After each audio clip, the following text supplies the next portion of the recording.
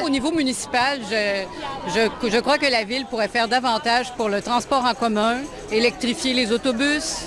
Le gouvernement, au niveau national, l'électrification des transports, on en parle depuis longtemps, alors qu'on est d'une province riche en hydroélectricité.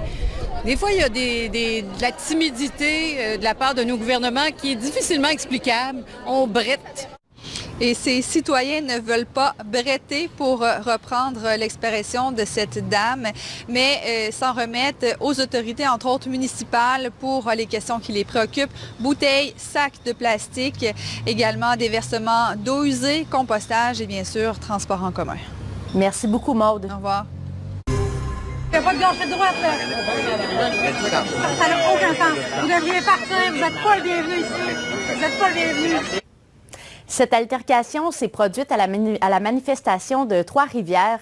Un rappel que cette journée de mobilisation se passe en pleine campagne électorale fédérale. Le candidat conservateur et ancien maire Yves Lévesque a été interpellé par une conseillère municipale qui lui a dit qu'il n'était pas le bienvenu à la manifestation sur le climat.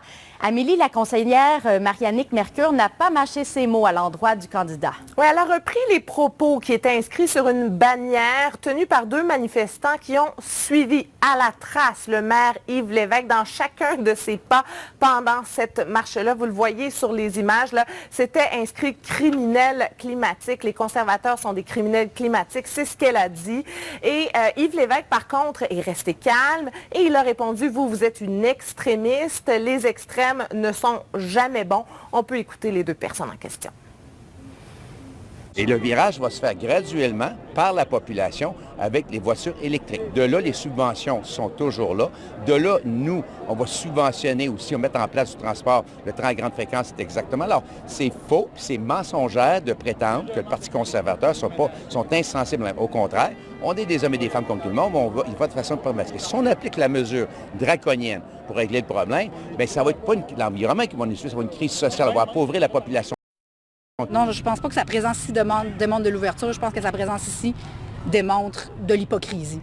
Okay. Il n'y avait pas sa place ici aujourd'hui. Les conservateurs vont être bienvenus à manifester avec les jeunes pour le climat quand ils vont avoir un plan solide dans ce sens-là. Yves Lévesque a fait absolument rien pour l'environnement en tant que maire. Là. Son bilan il est catastrophique. C'est une ville qui est tout à l'auto qui nous a laissé à gérer, là, avec des infrastructures monstres qui coûtent une fortune et absolument rien pour l'environnement, rien pour le transport actif, un système de transport en commun déficient.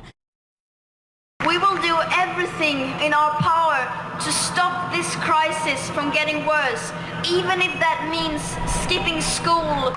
Le changement arrive, si vous l'aimez ou non.